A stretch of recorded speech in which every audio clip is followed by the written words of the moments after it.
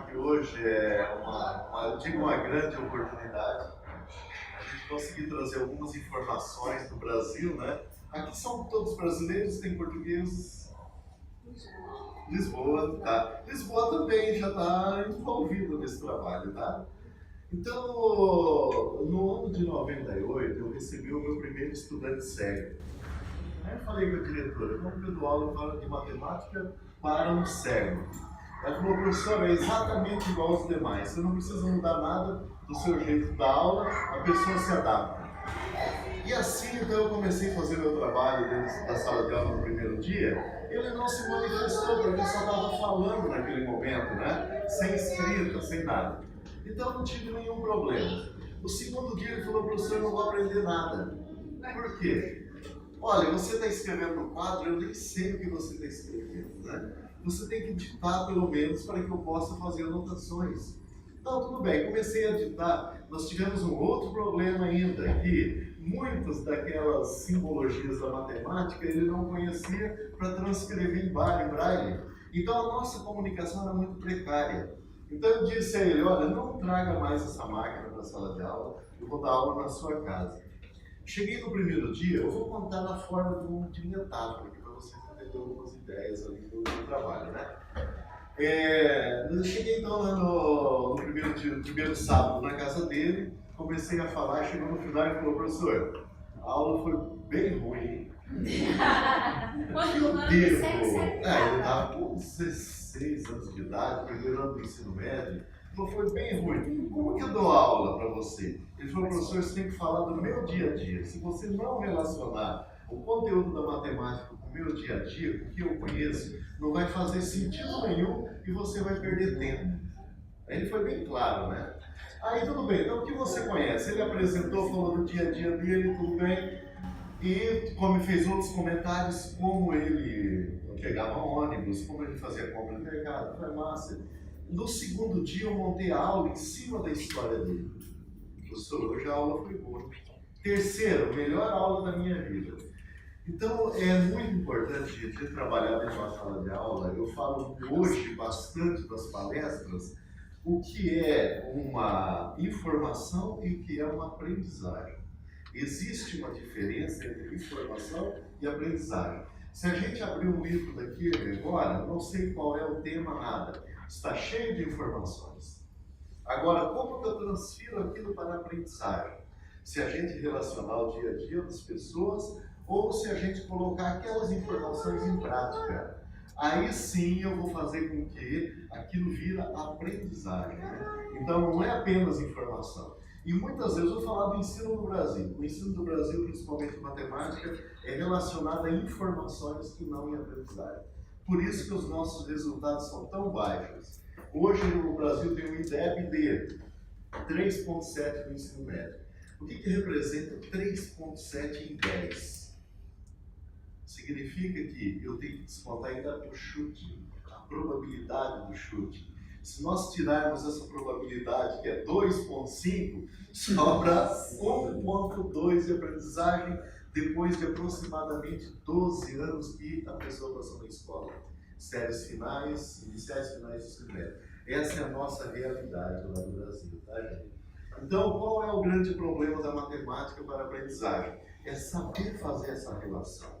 Você transformar aquilo que é abstrato em algo prático, em algo aplicável, numa realidade, né? Então, isso que a gente tem que ter a preocupação, principalmente. Eu vi aqui na escola, estava dando palestrando, fazendo algumas perguntas, né? Tem muita coisa que colocar em prática, isso é aprendizagem. Aquilo que nós lemos, nós decoramos, aquilo é informação. Então, tem que ser muito bem analisado, né? Como transformar essa informação em aprendizagem. Então, tudo bem. Chegou no terceiro dia, voltei para a escola na segunda-feira após o terceiro dia. A diretora chamou na sala dela e falou, hoje vou receber um elogio, né? Ela, primeira coisa, professor, está atendendo o Rodrigo, né, nas casas dele? Sim. Sabia que está errado? Por quê? Você está criando um vazio. Daqui a alguns dias eu vou ter que alugar uma van e levar os professores na casa dele. Então, a partir de hoje, está proibido de ir na casa desse aluno. Eu só tentei ajudar, disse ela. Não, você só atrapalhou. Então eu queria sumir da escola naquele momento, que Você tem uma expectativa, você cria uma vontade, um desejo de fazer algo novo e é impedido no primeiro momento. Aí chegou no último dia de aula desse aluno, tinha que pedir transferência para ir embora da escola realmente. No final do ano eu tive essa oportunidade. E no último dia ele tinha 4 zeros. E ele precisava ter 5 de média. Foi muito fácil, o pastor colocou um 5 na frente de cada zerinho daquele, que virou 5,0 e estava aprovado. Agora a vida não permite isso. No papel permite. Né? E assim foi embora, ficou um fracasso realmente lá com aquele estudante. No ano de 2000 eu recebi um outro estudante, coordenador de ciência da computação. Eu dava aula de cálculo diferencial na computação. Você vai ter um cego em sala de aula. Como que eu dou aula para um cego? Ele falou, eu não sei, posso fazer do meu jeito? Tem um copo. Eu posso fazer do meu jeito? Pode. Aí tudo bem, eu entrei na sala de aula dando uma aula para que esse estudante cego pudesse entender como se fosse o terceiro dia de aula. E a sala toda impressionada, 44 alunos naquele grupo, ele todo feliz e os demais todos impressionados, né? Chega no final, a turma toda levanta e começa a bater palma. Mas por que bater palma para a matemática, para o professor? Eu não entendi direito, mas aquela comunicação utilizada para que o cérebro pudesse entender era maravilhosa para os demais. Isso que a gente não sabia, que era muito importante ter aquela comunicação tão detalhada também. E assim eu comecei a dar as aulas e em alguns dias a linguagem nossa ela perde a capacidade. Né? É o mesmo que eu sair na rua agora e tentar comunicar com o pessoal. Eu não tenho inglês. Falo um pouco de dialeto, falo um pouquinho de espanhol. Você perde a capacidade de comunicação porque aquilo que você está falando já não é mais no dia a dia dos alunos e a aula continua dentro dos livros, que é o grande problema. Mas a compreensão não existe. Aí eu estava perdendo um aluno, um dia eu fiz uma promessa para ele. Falei, eu vou criar um material para você aprender matemática. Quando, professor? Amanhã. Ele entrou naquele dia só para responder a chamada, ele não frequentava mais as aulas. Amanhã eu vou ter esse material. O que, professor? Não, é surpresa, mas era surpresa para mim também. Tinha muita. Né? E assim, gente, eu cheguei numa loja de materiais de construção, visualizei uma placa perfurada e falei ali dá para montar um plano cartesiano e eu vou enganar esse aluno por mais alguns dias. Mas eu não vou perder esse camarada. Ele é muito importante porque eu tenho que me preocupar em dar uma aula melhor. E quando ele não está presente, eu posso dar aquela aula tradicional, que eu mesmo chamo de ruim, claro. Eu não tinha preocupação, eu achava péssimo, eu não queria mais daquele tipo de aula. Né? E assim, então, passei nessa loja de materiais de construção, depois de visitas em livrarias, bibliotecas e professores. Professor, não existe nada. Você está encarando um desafio normal disso. O cérebro não deve estudar matemática. O cérebro não pode ir para a computação. Né? Era o que eu ouvia dos professores. Aí tudo bem, naquela loja de materiais de construção com a placa de Eucatex, visualizei, opa, ali dá para montar um plano cartesiano. Era isso que eu tinha em mãos, uma plaquinha, envergonhado, coloquei aquela placa juntamente com os materiais que eu tinha preparado dentro de um livro, e fui para o encontro do aluno. Então tinha mais ou menos assim, um plano cartesiano, que ele tinha que fazer o toque, né, seguir essa ideia, com elástico, para ele tatear os furos representando então as coordenadas cartesianas, e assim então era possível ele fazer as marcações e localizar um ponto. Aí ele chegou, o que é isso, professor? O eixo X e esse outro, o Y. Professor, que coisa mais fácil. Me disseram que eu tinha que sair da sala nesse horário para não entender nunca isso. Professor, eu quero marcar um ponto. Marca o 2, 3. Ele chegou, mandou 2. O que eu faço com o 3 agora? Plano de Y. Chegou e colocou. Então, sem ajuda, ele praticamente já estava entendendo que era um plano cartesiano. E assim, então, no final daquela aula, ele montava gráficos de uma função do primeiro grau. Deixa uma área que eu estou. Opa! Esse irmão? Da família, né? Então, gente, nós começamos a trabalhar, chegou no final daquela 40 minutos, o Ivan parou e falou: professor, você não inventou o material para mim, não. Você inventou um material para todos os cegos do mundo. Era isso que faltava para ele aprender matemática. Então, aquilo que eu tinha vergonha, que eu achava que não servia para nada, que eu estava tentando enganar o aluno, era tudo para ele estudar. Né? E assim, então, nós começamos, finalizamos aquela aula, entramos na sala da aula ao lado. O Ivan, ninguém falava o nome Ivan naquela escola. Parecia um estranho. Ele entrava numa porta que tinha o canto esquerdo em relação ao professor, sentava à direita. Eu chamava ele, de, às vezes, de brincadeira, falava que ele era o Moisés, né? Por que Moisés? Ele abria a porta e batia a bengala, abria um corredor. Ele chegava lá e sentava. Aí ele pegava aquela bengala, então, gente, tanto era a rejeição que tinha aquela pessoa dentro daquela turma, né? Mas ele entrou na sala com aquela placa, todos estavam curiosos, queriam saber o que ele tem na mão, o que ele vai fazer com essa placa. E, professor, o que é esse negócio aí? Ele vai aprender matemática com isso? Eu não estou sabendo, nem conheço. Aí, proposital, passei uma função do quadro de primeiro grau, que era o que ele tinha acabado de aprender. Enquanto os demais estavam tirando material da bolsa para fazer a construção do gráfico, né, régua, compasso, ele levantou e falou: professor, meu gráfico está pronto.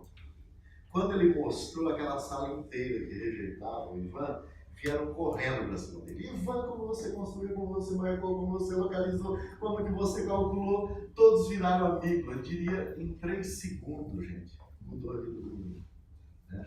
Ele deixou de ser o mais rejeitado para o mais assediado naquele dia, por aquela turma, naquela semana da faculdade e em poucos dias pela cidade inteira. Né? Então aquela aceitação, aquela empolgação, e nós não paramos então mais de desenvolver atividades. A cada momento a gente ia buscando uma nova alternativa para cada problema ou cada dificuldade.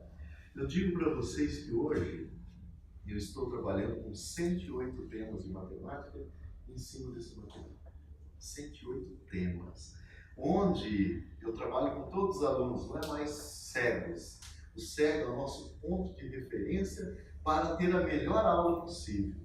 A gente cria a alternativa, cria os meios, consegue e aplica com todos os estudantes. E tudo aquilo que a gente trabalha, consegue e funciona, maravilhoso para todos. Então esse material depois foi chamado de multiplano, né? Foi dado um nome especial para ele, né? Tem um mexicano que me ajudava na questão de patente, acabou auxiliando no nome, né? Então o material hoje, ele está em inglês aqui, eu vou procurar falar, né? Eu não entendo inglês, mas como o evento aqui é voltado nessa área. Então hoje é o material mais completo do mundo para o ensino de matemática. Não existe nada no mundo que dê mais possibilidades de trabalho do que esse recurso. E um meio fantástico de comunicação, nós nos comunicarmos, né? O importante, gente, o que é essa comunicação na matemática, vamos falar daqui a pouco.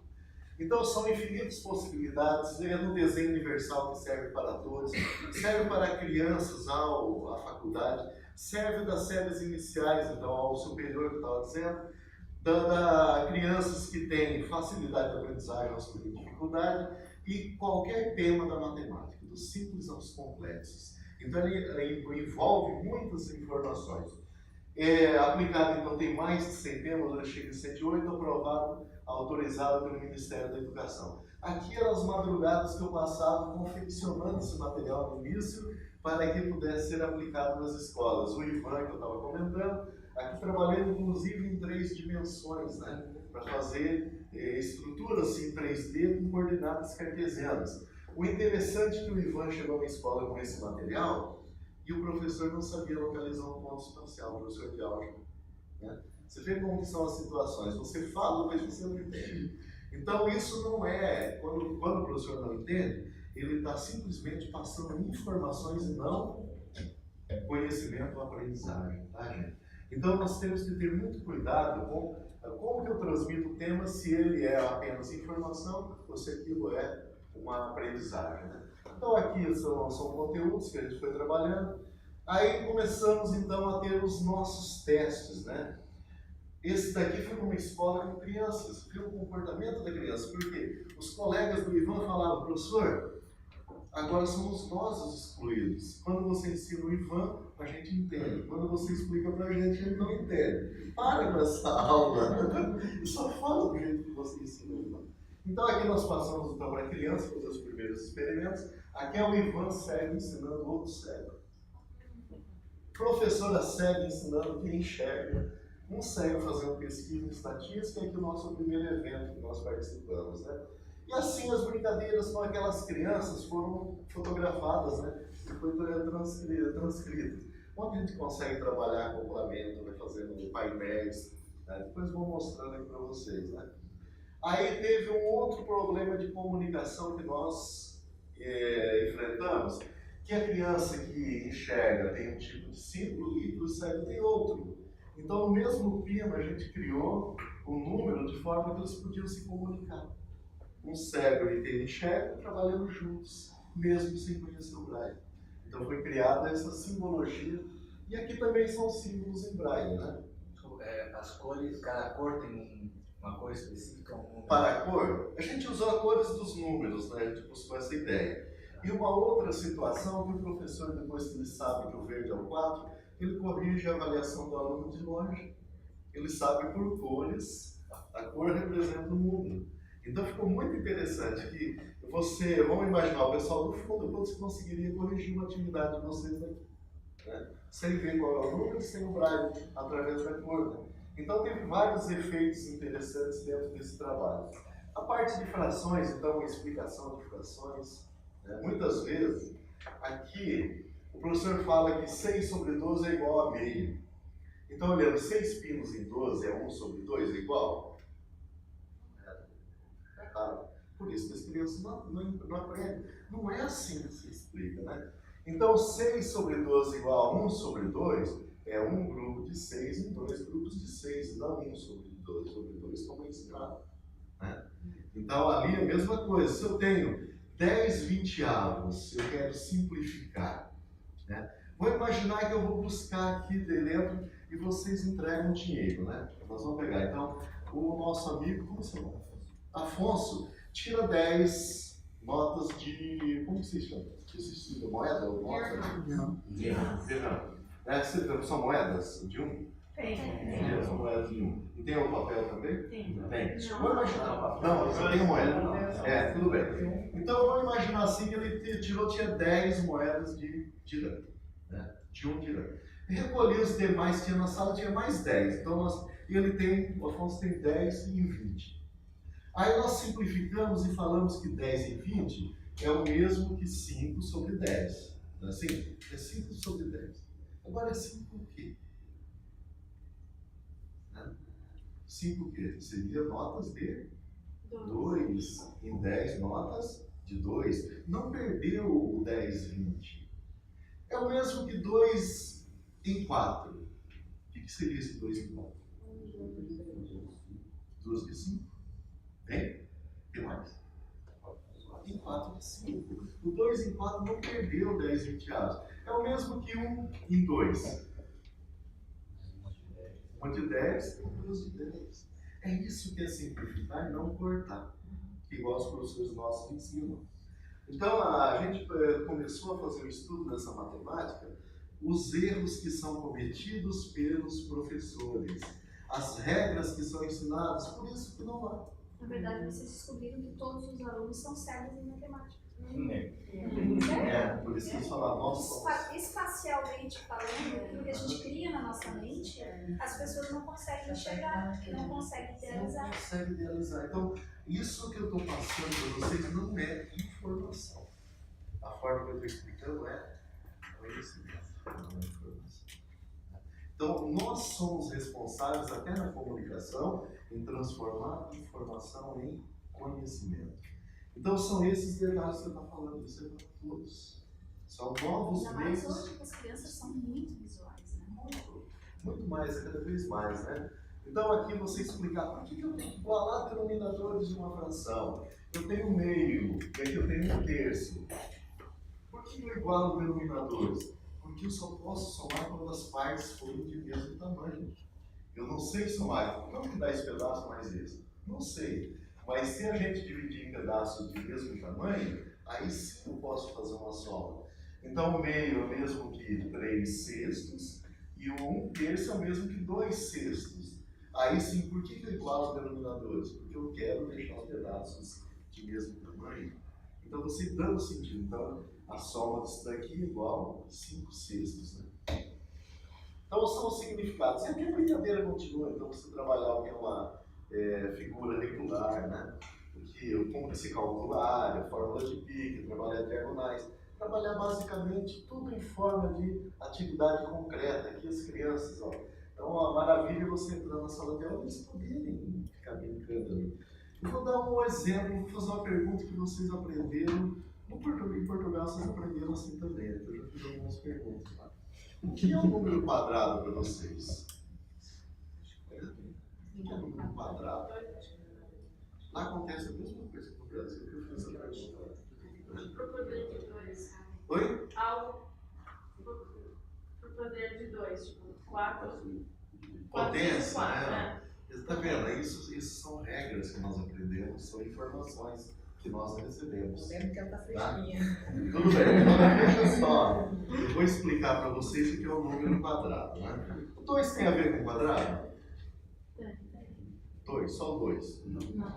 O 3 tem? O 4 tem? Por isso que ele é chamado de número quadrado, porque ele disposto em mini coluna forma quadrado. Né? Qual o próximo quadrado após o número 4? 9. Vamos lá para o 9. O 9 também forma quadrado. Né? Então, a ideia do número quadrado é exatamente isso daqui. É a formação do quadrado.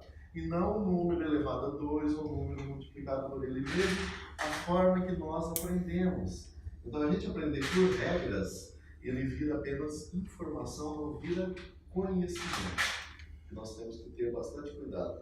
Então, aqui eu estou indo para o 16, que é o próximo quadrado, e vou fazer uma outra pergunta também que vocês aprenderam, que pode ser que não saibam para que serve. Raiz quadrada. O que é uma raiz quadrada? Pode falar. Ele está falando assim que ele quer fazer uma aula com você, que ele quer dar aula de matemática. Ah, é? Oi? É uma potência de 2? É um número multiplicado por ele.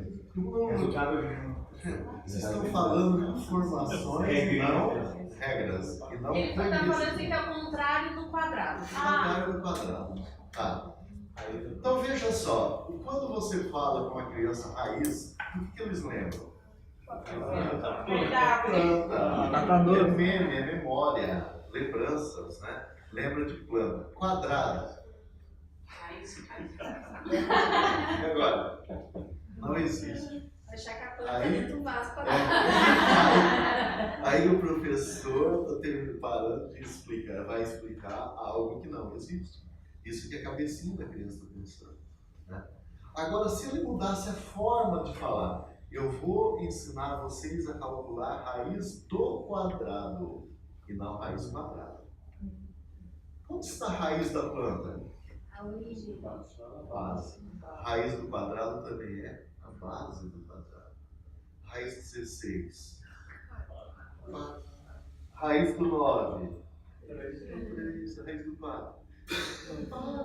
Só isso. Nossa, desse jeito é bem mais fácil. Complexa. Desse jeito é bem mais fácil. Então, por que nós temos 3,7 no IDEB do Brasil, descontando 2,5 que chega a 1,2?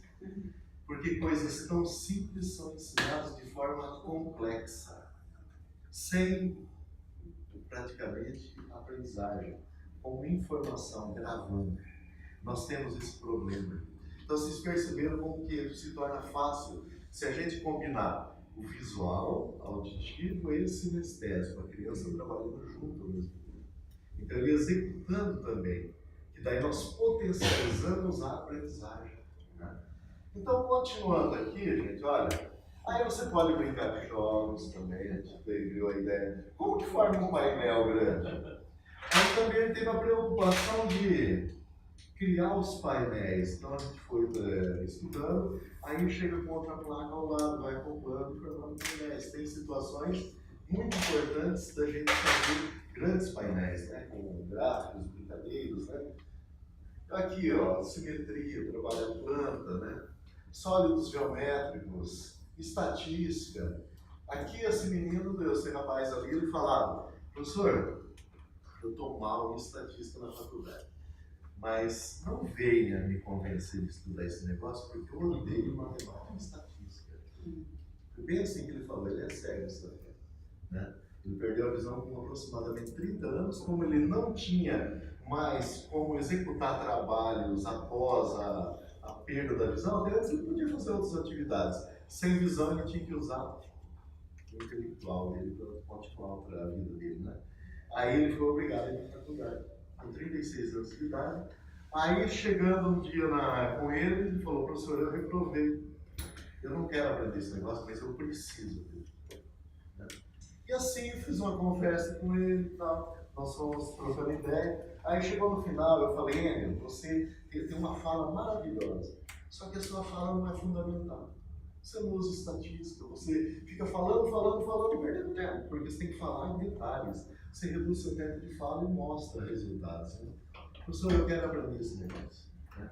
Aí nós criamos então a estatística toda, ela também, para um cego poder trabalhar. Aí fala de equações, o que é uma equação de segundo grau. Aqui, tudo é concreto, tá, gente? Aqui é x ao quadrado mais 4x mais 8. É assim. O que é um x ao quadrado? Porque é um quadrado, realmente, né? O que é x? É medida que varia. O elástico mostra isso com total facilidade. O que é o 8 que a gente chama de constante? Aquilo que não move, aquilo que não tem movimento, né? Então ele te mostra todos os detalhes. Teorema de Pitágoras, a gente fazer demonstração, explicar gráficos, equações, trigonometria, a gente chegou a fazer concreto.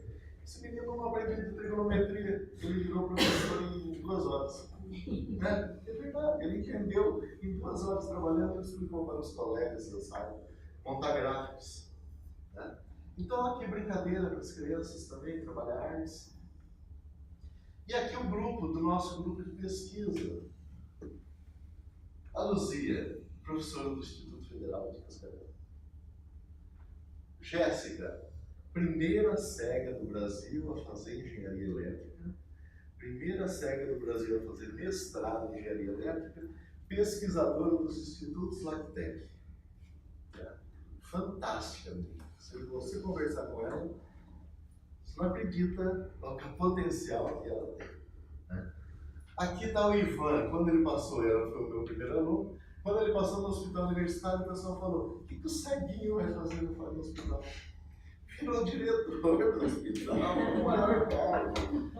O Enio, que eu já contei a história dele, o Wander, que ele dá trigonometria, virou funcionário do Banco do Brasil, aprovado no concurso, e aqui o Lucas Radaeli, que fez a Federal do Paraná, Ciências da Computação, ele não sabia o que ia fazer da vida, fez depois acabou fazendo Ciências da Computação, não teve nenhuma reprova durante o período, nenhum exame, concluiu o curso, saiu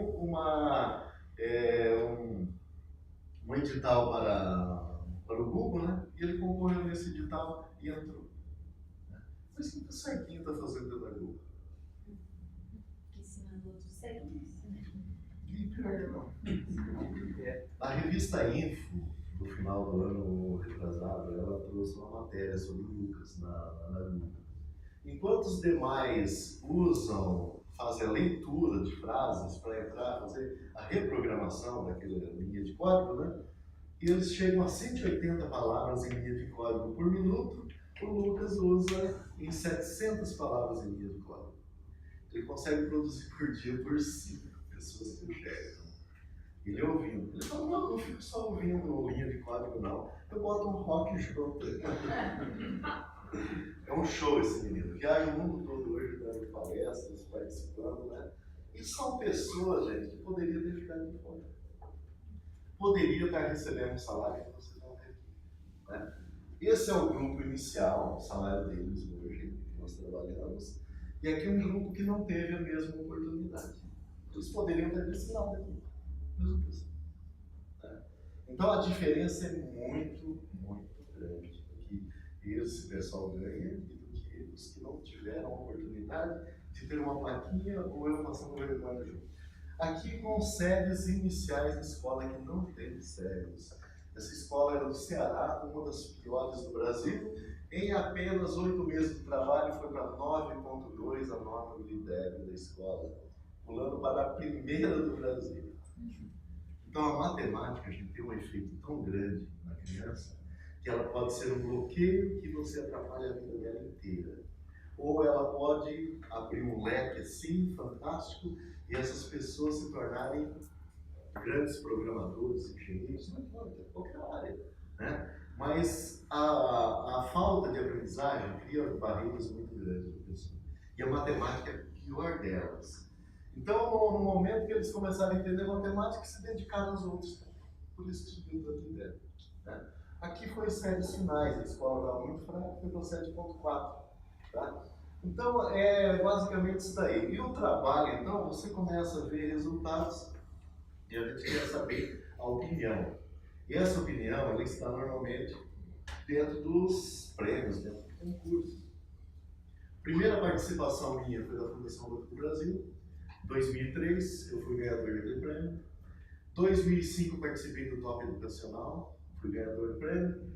Aí não participei de prêmios durante o período. 2012, participei do FINEP, Tecnologia Assistida, fui ganhador do prêmio. 2016, eu participei. Não, 17, no ano passado. Eu participei do Vivo IDEB, fui o único brasileiro a ficar na final, não fui ganhador. Fiquei entre os 5 finalistas, né? Não fui ganhador daquele prêmio, mas fiquei entre os 5. O ano passado fui convidado para o Museu da Manhã do Rio de Janeiro para uma exposição chamada Inovanças. Foram 40 brasileiros selecionados que têm projetos que transformam, né?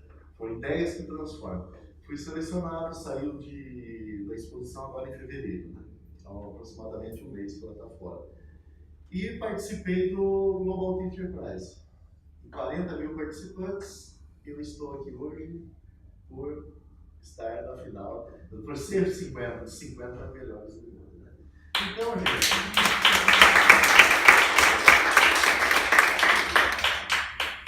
então essas ideias que a gente está falando agora, dentro de trabalhos, a gente tem que pensar muito na questão dos extremos. Quando o professor ele não quer atender um aluno extremo, ele está deixando de atender, às vezes, a maioria, né? Então é muito importante a gente ter essa preocupação que o ensino perfeito não é um ensino dos melhores alunos. O perfeito é aquele que consegue fazer uma pessoa que tem dificuldade aprender. Aquele é o melhor ensino, né? E essa visão, então, que a gente está procurando passar para o mundo. Eu preparei uma aula aqui também das balinhas, nós corremos e tal. Eu não vou deixar de mostrar para vocês, apesar que nós temos uma colega ali, né? E não seria do livro, mas só para vocês, do livro que depende de uma aula igual a essa, que eu quero dizer, tá? A do multiplano tem muitas possibilidades, né? Mas eu quero falar de um outro tema bastante importante lá do início. Como que nós vamos trabalhar vocês como pais, né? Com a criança em casa? E o que eu vou mostrar para vocês ele é muito transformador e muito simples, né? Algo que vocês podem fazer dentro de casa. Aqui, talvez seja uma preocupação da gente correr atrás. Eu esqueci o material do hotel, mas não está aqui não. É a gente trabalhar com esse material que nós vamos.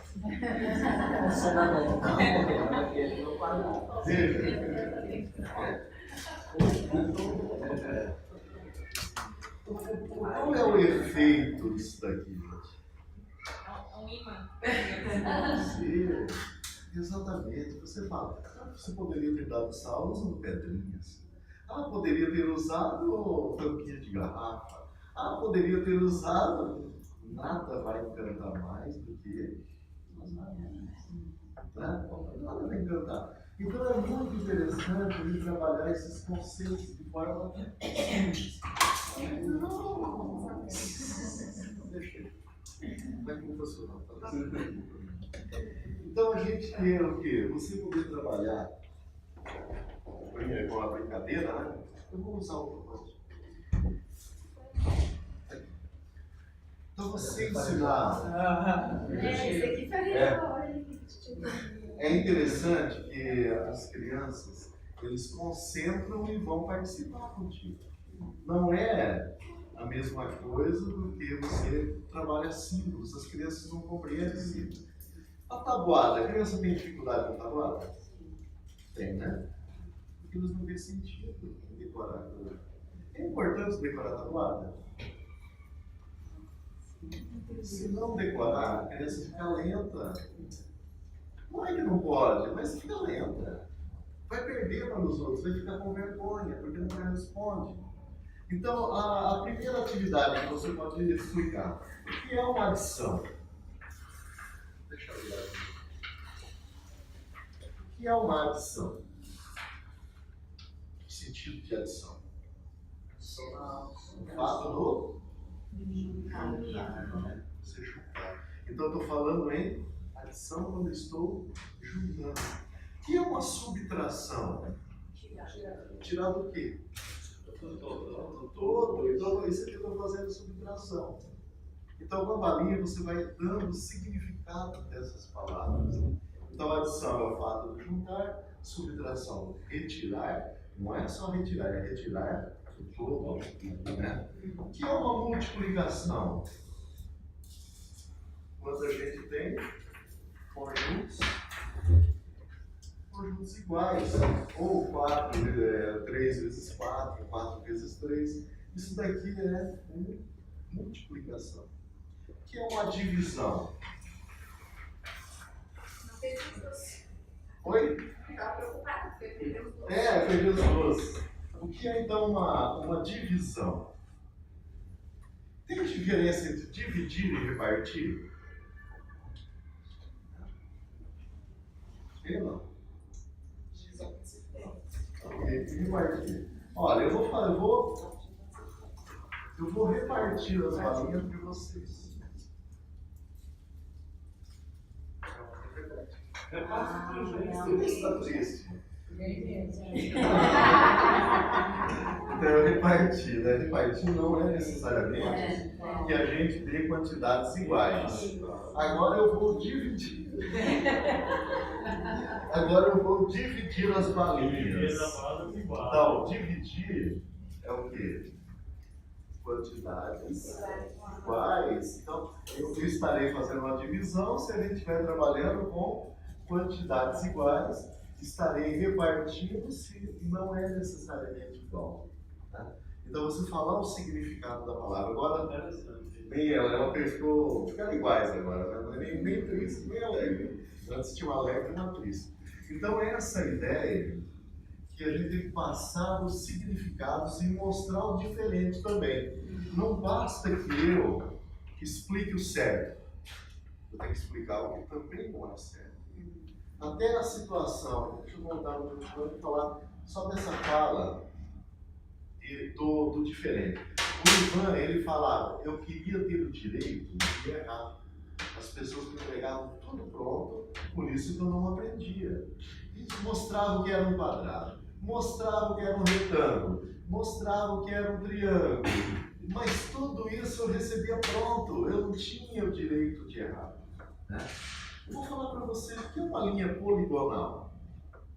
Vários pontos. Somente vários pontos? Vamos lá, vamos resgatar um. Linha poligonal, então ela seria mais ou menos assim. Aí coisa que eu não me preocupo, eu estou vendo só o papel. Então isso daqui é uma linha poligonal, são segmentos contínuos não colineares. Entenderam tudo, né? Tá, é uma linha poligonal, você viu, mas quando eu passei mais detalhes, aí faltam informações para a gente. Então são segmentos contínuos, beleza, quando termina um, começa o outro. Não colineares. Aí eu tenho que novamente falar o que é esse não. Senão fica muito abstrato. Então aqui também eu vou formar 3 segmentos, só que esses segmentos agora serão segmentos colineares. O que são colineares? Que pertencem ao mesmo segmento, a mesma linha. Então isso não é uma linha poligonal, isso é uma linha poligonal.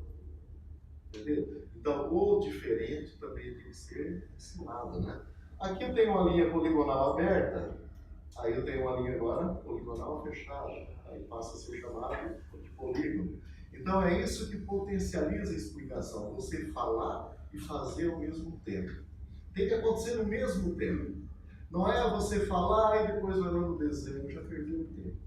Ah, entrega pronto, já não um visual bonito, também não funciona. A criança tem que executar. Nós transformamos informação em conhecimento. Certo? Então são esses conceitos. A importância de mostrar tudo aquilo que você está falando, você vai dando significados, né? Então, continuando aqui com as balinhas, aí eu quero explicar a tabuada. Estava falando da divisão, nós estamos explicando as diferenças. Você vai ensinar a tabuada. Hoje é a tabuada do 2. Então, 2 vezes 1 é um montinho, 2 vezes 2, 2 vezes 3, já conta? 2 vezes 4, e você trabalhar que a criança vai percebendo que aquilo que você está falando está relacionado a quantidades, certo? Não apenas 2 vezes 2, 4, 2 vezes 3, 6, aquilo fica abstrato, ele não é concreto. Agora, se entender 2 vezes 2, 4, dessa forma, é outro significado. Ah, nós vamos trabalhar a tabuada do 3 agora. Aí são 3 e um monte. Vou trabalhar a tabuada do 4, do 5, do 6, do 7, até o 9. Começa do 2 até o 9, não coloca a tabuada do 1 nem do 10. Né? Aqueles fazem até 12. Não é necessário, você vai criar uma dificuldade e uma rejeição. A partir do 9 tem algoritmo. Então é importante que chegue até o 9. A do mais, não precisa. Até o Antônio, meu filho, né? Ele chega aqui, depois de estão vindo para cá também. Vamos. Quando eu comentei que ia para cá, não, nós vamos também. Mas por quê? Você acha que vai ter outra oportunidade de você ganhar um prêmio igual a esse? Nunca vai existir. Então, um certo dia eu estava numa turma de psicologia, junto ele com 6 anos de idade, e ele brincava desde os 2 anos. Eu fiz o material para ele brincar, né? E ele falou, pai, eu não quero ficar aqui calado, não, eu vou parar nessa turma. Passa desafio, né? Ele falou, né? Falei, tudo bem, então. Montei a tabuada do 2, do 3, do 4, do 5, entreguei na mão dele. O que é isso, pai? 2x por 2. É 2 vezes o número 2. Isso dá 4. Deixa que eu faço. Ele saiu, foi lá na carteira, começou a preencher. O que ele está fazendo? 6 anos de idade, não sabia nem o que era, estava ali preenchendo. Aí ele volta, pai, vê se está certo. O Olívio tinha errado 2 números, estava do 2, do 3, do 4, do 5 e do 10. 2 números, e não sabia o que era agora. Aí tudo bem, ele corrigiu, descobriu onde tinha o erro, acertou. Aí no caminho de casa, você tem que declarar a tabuada. Eu falei, não preciso declarar a tabuada, eu sei, pode passar a tabuada do 10, do 20, do 30, do que você quiser, eu faço. Ele falou, mas eu não vou decorar esse negócio. Aí tudo bem, 7 anos de idade, chega lá o André. Bravo. A professora falou que eu vou ter que decorar a tabuada, eu não sei tabuada, eu não vou decorar a tabuada. Tá bom, André, vem cá. Passei uma operação, 234 vezes 3. Não sei como ele fez. Ele chegou e colocou a resposta. Não sabia fazer multiplicação.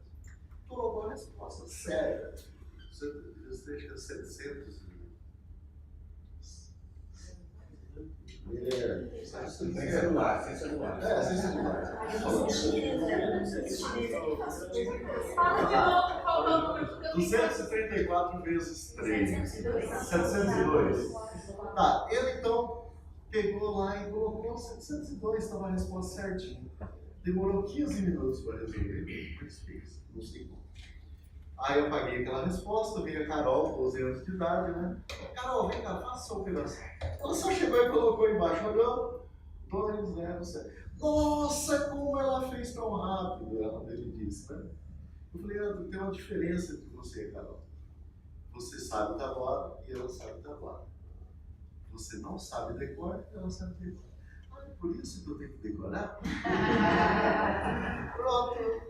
No outro dia ele já sabia quase todos, né? Então é ter essa compreensão. Então o que eu estava montando aqui, igual, ó, 2 vezes o 5 é mesmo que o 5 vezes 2. Para eles perceberem que a quantidade não muda, muda a disposição da figura, mas a quantidade não. Né? Aí por que você está explicando aqui? Você estava falando da balinha. Qual foi essa mistura que você criou? Nós precisamos trabalhar de 4 maneiras diferentes para codificar. Certo? Então, Alessandra, você tem que andar por tudo aqui usando o GPS? Não. Não? Por quê? Alguns eu já conheço. Alguns já sabem, já foi criando caminhos, né? Mas ela teve que passar algumas vezes por aqueles lugares para poder decorar os caminhos. Não foi na primeira, na segunda e acertar, não. Né? É assim vocês também. Quando andaram pela cidade, sozinhos, vocês precisaram do equipamento, depois vocês conseguiam se localizar por placas, depois vocês já localizavam por prédios, aí já, de repente, se chega sem mais depender de nada disso. Naturalmente, você vai no lugar.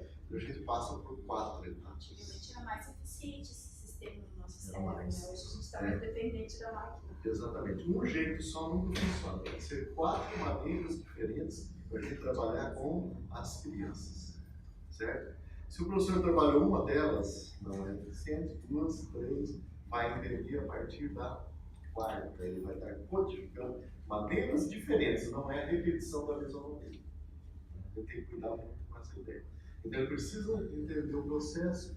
Aí você pode usar cofrinhos, né, que é organizar, ou canequinhas e tudo, para ficar bem distinto. É uma brincadeirinha que você faz. Uma outra porta-unhas, que a gente falou das operações, da divisão, da tabuada, né? Claro que é tudo muito correto. Vou fazer uma outra que bem legal. Só para separar, tá, gente?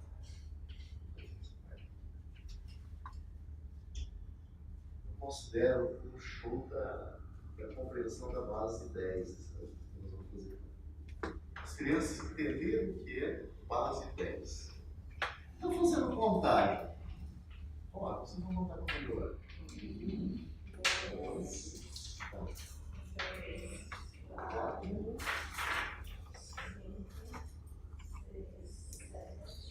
8, 9. Próximo, pode? Eu tenho símbolo para representar o 10 com um único símbolo? Não. Eu tenho que fazer o quê? 1 e 0. O que é esse 1 e 0 agora? Quando eu chegar na 10ª, eu tenho que fazer uma transformação. Transformar esse 10 em 1. Mas que 1 é esse? É uma dezena. Então aqui está a nossa dezena. Então esse é o 1. Esse é o 1 e esse é o 0. Então não perdeu balinhas, né? Se a gente pensar. Elas foram agrupadas. Agora eu tenho 1 e tenho o 0. E assim você vai continuando, então, fazendo a montagem. Agora, que número eu tenho? 11, 12, tá. 13, 14, 15. Pode contar aí. 19. Chegou o próximo? 2 e 0. O que é esse 2 e 0? É isso, então a criança entender esse conceito. Então, para vocês terem ideia, eu estava com o pai em Toledo, que é a comissão do pai muito bem, a cidade dela, e nós temos tios, né?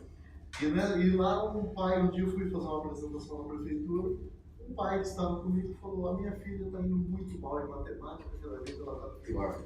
Quanto mais temas passam, mais complicado está. Aí tudo bem, eu falei: você tem tempo para explicar alguma coisa para ela?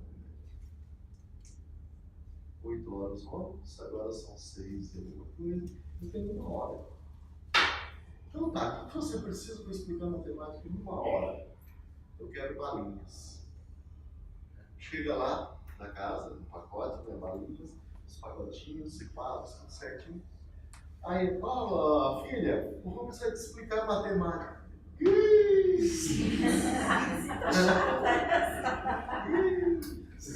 Meu pai. Eu vou te explicar eu vou te explicar de um jeito diferente.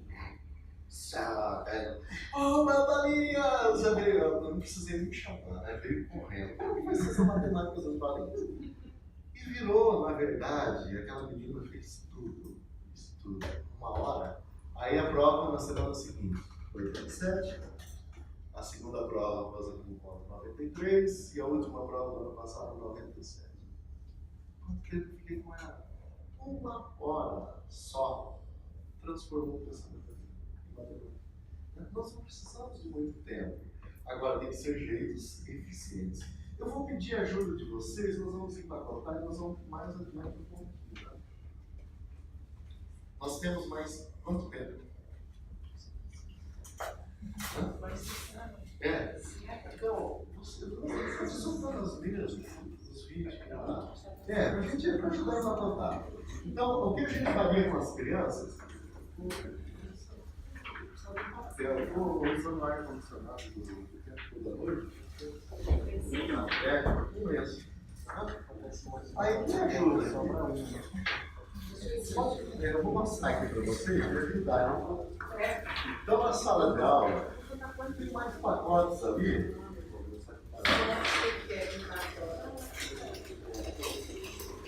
Então, a ideia é que as crianças vão executando junto com isso, vamos colocar tudo 10 de 10. Isso, pessoal.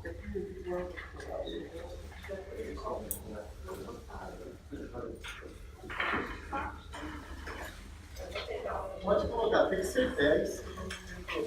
Isso.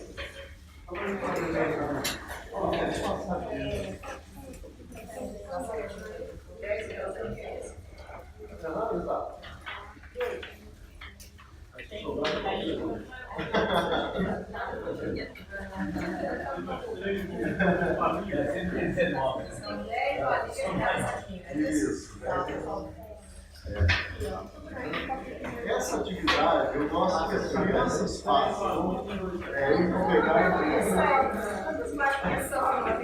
o problema é que a quantidade inicial e o final não baixa.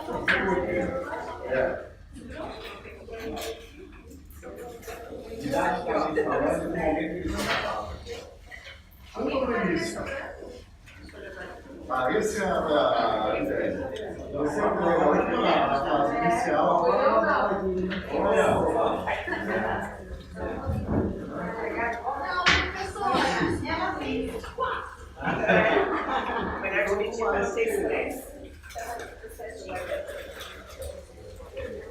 Já mais, quatro mais. Tem mais aqui, ó. Sobrar, não tem problema. Pode jogar. Alguém com bala sobrando? Olha aqui, já tem uma sinalização. Não, veio só o papel. Essa também é a desculpa das crianças. Legal. Oi, deixa eu ver. Tem uma sigla pra lá. Ah, tá legal. Sabe de caramelo? Gente, então nós chegamos ali na. Sobraram balinhas, não, né? Então aqui a ideia da balinha é você conseguir transformando. Né? Eu normalmente vou até a milhar, para eles entenderem realmente que passo por 4 passos também. Né? Então agora, olha, eu tenho lá, quer dizer, nós estávamos em 20, né? E nunca trabalhar na mesma mesa. Então seria o correto ter uma mesa de apoio para que as crianças não misturem essa contagem com aquela. É o que a gente precisa fazer. Né? Vamos fazer isso. Isso. Então não é mistura de visualizações. São segredos para a gente. Porque você está na mesa, trabalhando, explicando para a criança. E cheio de informações, ela se perde. Onde que eu olho agora? Então ela tem que ter um lugar de apoio, né? Eu tenho lá o 20. Agora, quantos eu tenho? 21, 22, 23, 24, 25. Agora? 35. Por que esses pontos 10 vai contra 1? Então, essas são as perguntas que a gente vai fazer para a criança. Mas aqui esse ponto de 10 e 10, porque é dezembro, lá é a unidade, né? Muito bem, então tem 45 agora.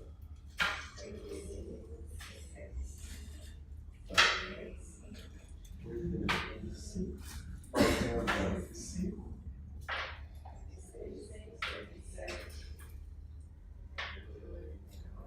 Chegou a próxima, falei. O que vai acontecer agora? Isso, vai passar as 10 para essa dezena, formou a dezena. Muito bem. E essa dezena.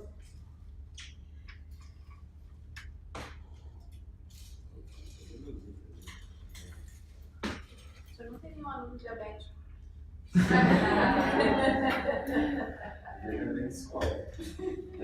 Então nós passamos agora os 10 para uma 5. Então tem 2, 3, 4, 5, 6, 7, 8, 9 e 10. Assim a gente consegue diferenciar o que é a unidade, o que é uma dezena e o que é uma centena. Né? O 100, o que é 100? Eu tenho um pacote, tenho 0 dezenas e tenho 0 unidades. É 100. Agora eu tenho um número 0, 1. E assim então você vai construindo na cabecinha do aluno. Eu chego nessa brincadeira até 1000. Você vai até. Porque a hora que forma um pacote grande, eles vão entender. Agora as perguntas que a gente direciona. O que eu tenho dentro da dezena? 10 unidades. O que eu tenho na centena? 10 dezenas, 100 unidades. A criança vai respondendo para a gente sem você ensinar. Ela construiu o que ela sabe como funciona. Essa é a parte mais importante, que ele sabe te dar todas as respostas sem problema nenhum. É muito, muito interessante. E aí você vai trabalhar o que mais? A adição, a subtração, a multiplicação, a divisão, todos usando valores. Eu faço um monte de atividade. Quem é da programação aqui? Ninguém? Programação.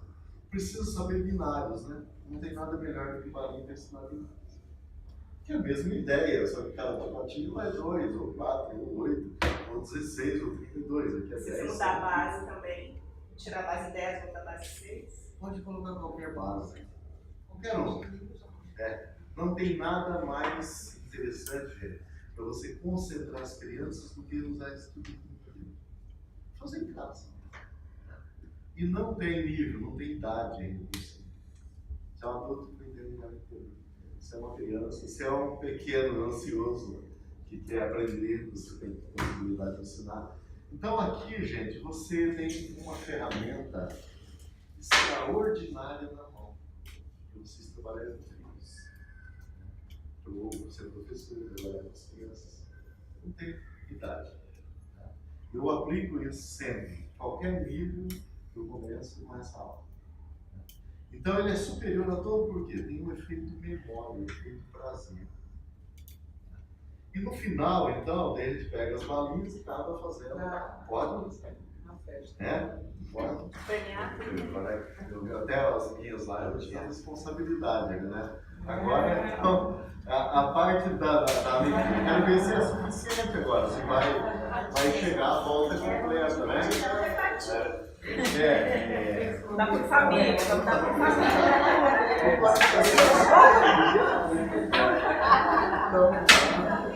Vamos ver se ficar. Se não for suficiente, vai faltar, né? Se faltar, a gente vai usar o. Senhor, Oi. como a senhora aprendeu matemática quando o senhor era criança? Eu não aprendi.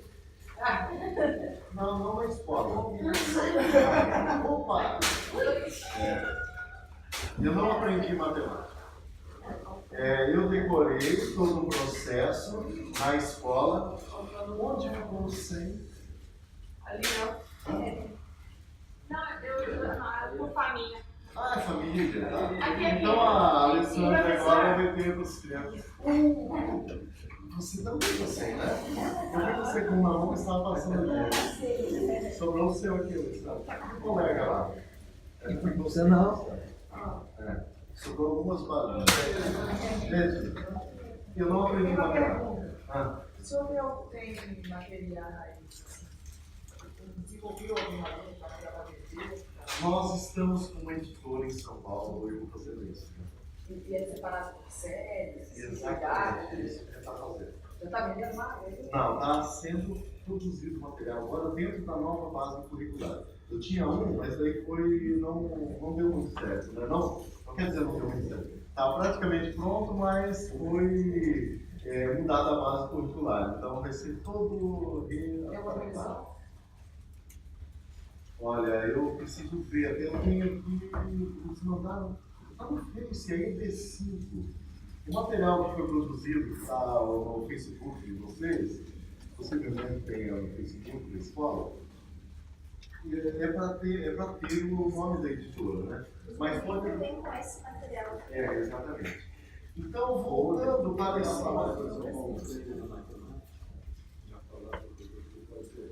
olha, tem várias possibilidades da gente transformar. Tem várias possibilidades. Então, voltando para a matemática, do que eu aprendi na escola, eu não aprendi matemática. Nós somos doutrinados em sala de aula, não tivemos aula.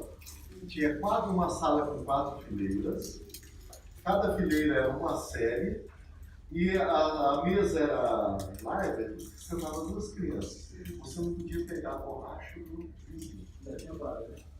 E era vaga, era regra. No silêncio absoluto não existia comunicação na sala de aula. E a gente decorava tudo. Aí eu tirava as melhores notas daquela turma, eu decorava tudo realmente, né? Aí eu fui para o ginásio, que era chamado na época, de nota 100 caí para nota 20. Porque não era decorado, fazia perguntas que o Estado não sabia responder. Né? Porque nós somos doutrinados daquela forma. Então eu não conseguia responder, foi um fracasso total. 11 anos de idade estudando ensino noturno no meio de adultos. Olha a situação, né?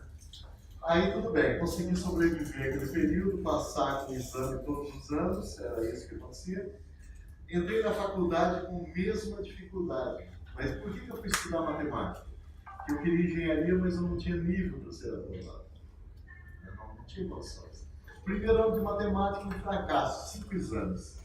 Aí o pai falou, olha, nós estamos pagando faculdade particular, não tinha livro para passar em pública, né? Está pagando faculdade particular. Fica dentro de um hotel lá em Umarama, você está em Umarama, no Paraná, fica lá dentro durante a semana inteira e tenta passar. Eu fiquei estudando, passei na 5. Aí na volta eu mudei o comportamento. Eu não quero essa matemática que está ensinando, não. Eu quero entender essa matemática, eu quero colocar na prática.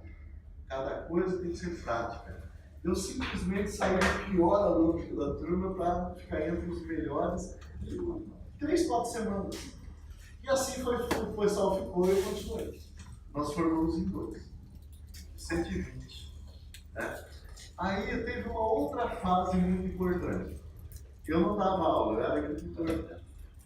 Então, naquele período de agricultura, eu não queria também perder as informações matemáticas. E também não queria ficar lendo os livros de matemática novamente. Então, eu vou ensinar as pessoas a aprender matemática. Aí vinha aquelas crianças que não sabiam nada de matemática, né? E eu tentava explicar, eles não entendiam. E mudava o jeito até eles entenderem. Ficava mudando de jeito, mudando, explicando de maneiras diferentes. Quando eles entendiam, opa, eu sou péssimo professor, mas eu não consegui fazer entender.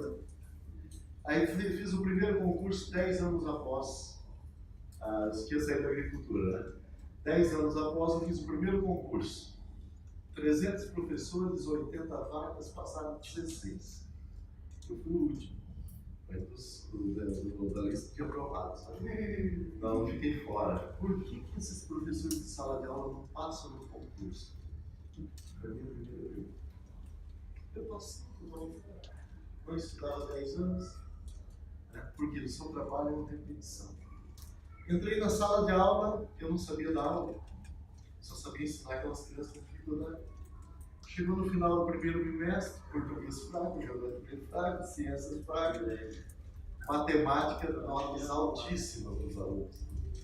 Professor, eu sei o que está acontecendo na nossa sala, nas suas turmas, tá? Que a coordenadora falou. O quê? Você está motivando demais os alunos a estudar matemática. Eu não estudo as outras. O que eu devo fazer? Diminui um pouco. Aí eu diminui o ritmo. E os outros comentários, Aí chegou no segundo trimestre, português, fraco, ciência, geografia, matemática, dane-se o resto. Eles que aprendem a dar aula. Aquele método que eu estava trabalhando com as crianças que tinham muita dificuldade era maravilhoso para todos. E eu não sabia. Né? E assim então, ela falou, onde você aprendeu como que era a sua matemática? A matemática que eu aprendi foi ensinando quem tinha muita dificuldade, criando meios. Né? Então é assim. Então toda e qualquer metodologia que eu estou apresentando aqui hoje foi com quem tem dificuldade. E funciona muito bem para todos. Então, essa ideia que a gente está levando, que a matemática não é complicada, e complicada é os meios que ela é transmitida. E o senhor, desculpa, mas eu estou muito interessada sobre a educação. E a educação no Brasil, da escola pública, é muito ruim. Tem um conterrâneo seu, Carlos Madamin, que trabalha ensinando alfabetização de uma maneira diferente que nós aprendemos com a cartilha Carlos Suave. Sim. E ele fala que se ensina da forma errada. Não se ensina a criança a vivenciar a língua portuguesa. Então, ensina a decoreba, todas essas coisas. Informação. E como que o senhor está conseguindo passar? O senhor tem contato com pessoas do MEC? Como que o senhor... Tem. Hoje ele está tendo credibilidade. Os prêmios eu entendi ele como uma forma de gritar para que o mundo ouça, né, que é esse prêmio, para que o seu vizinho te perceba. É exatamente isso aí. A minha participação no Global Teacher é dar visibilidade realmente. E conseguir. Né? Conseguir hoje ter essa visibilidade. Porque se a gente não entrar nessa linha de chamar atenção, ninguém vai te prestar atenção em você. Hoje sim eu já tenho a credibilidade, o material tem resultados fantásticos, a metodologia está tendo um resultado fantástico e o Ministério da Educação está pensando em mudar. Até eu estive lá na Secretaria de Educação 2 semanas atrás, no Paraná. E o pessoal, você esteve aqui há 3 anos e agora você vai apresentar novamente? Eu falei, engraçado que 3 anos atrás eu falei sobre isso e que estava errado e que as notas do Brasil estão muito ruins e a nota, esses 3 anos repetiram e vocês não fizeram nada. Né? Esse é o problema, não existe interesse do governo em fazer diferente. Exatamente. Eles querem que fique todo mundo estagnado mesmo. Pois é, ou não sabe o que O fazer. senhor é um rebelde no meio deles. Com certeza. Você é um rebelde. É. Por que está querendo contrariar as regras? Está indo assim, estava tudo bem na visão deles, né? Então eu falei, ó, gente, estou aqui de volta para dar uma nova oportunidade para a gente mudar. Então, gente, eu só quero deixar uma mensagem. Tem mais alguma pergunta? Se não, deixa eu... Eu queria só perguntar uma coisa. Aquelas pessoas que o senhor falou que se formaram já, que tinha aquela menina que fez engenharia elétrica, como é que foi o ensino? O senhor era professor dela? Não. Ou era quem é que dava aula? Como é que ela aprendeu? Ela estava na UTFPR, no Cefet. Seu irmão estudou lá, né? Então, no Cefet Paraná, naquele tempo. Quando ela perdeu a visão, ela saiu 1 ano, ela entrou no primeiro ano, fez uma cirurgia e perdeu a visão. Aí ela saiu, por isso que a gente tem que ter essa preocupação, né? Porque ela não era cega, ela ficou, na tentativa de melhorar a visão, perdeu a visão total. Aí ela saiu da faculdade, ficou 1 ano fora para fazer reabilitação. Aprender a andar, aprender a ler braille, reaprender, né? Foi esse o trabalho. Aí ela falou, vou voltar para engenharia elétrica. Todos consideravam que ela ia subir da faculdade. E ela voltou para engenharia elétrica. Os professores, não, ela não pode frequentar. Não pode. Aí arrumaram psicólogo, arrumou toda uma estrutura, transferência de curso. Não Não. Rebeldia total dela. Eu vou fazer engenharia elétrica aqui. Vocês têm que se adaptar. Aí os professores falaram, Jéssica, você está atrapalhando. Era essa a ideia, você está atrapalhando. Não, eu não vou sair. Aí ela, na rebeldia dela, o professor ligou, né, descobriu esse meu trabalho com o multiplano, ligou em Cascavel. Ele falou, professor, nós precisamos saber tal, o que a gente pode fazer para melhorar? Domingo cedo estarei aí. 600 quilômetros, né? Domingo cedo. Não, mas a gente tem que ver passagem. Eu não estou perguntando que valor, quanto vai custar. Domingo cedo me pega na rodoviária, no mar reunião. Ah, mas não é dia de aula, professor. Domingo cedo. Quem resolveu não quer, né? Domingo cedo. Falei para ele porque estarei na rodoviária, me peguem às 7 horas, eu tenho a reunião dos professores dela e com ela. Aí eu cheguei na reunião, tinha 5 professores. Aí eu expliquei, gente, se vocês não estão atendendo a Jéssica, muita gente está sendo mal atendida. Aprendam a ensinar essa menina e vocês serão melhores professores demais dessa universidade. Aí chegou no final, nós vamos dando esse desafio. E ela foi embora. A menina deu show. Você ouvir ela agora falando, na semana passada eu estava lá no Boticário, em Curitiba, e apresentando um código de cores. Vocês vão falar absurdo, você aguenta 5 por código, né?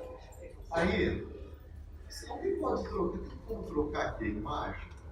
Eu posso falar um pouquinho para vocês. Ana, você não tá? Trocar a tela.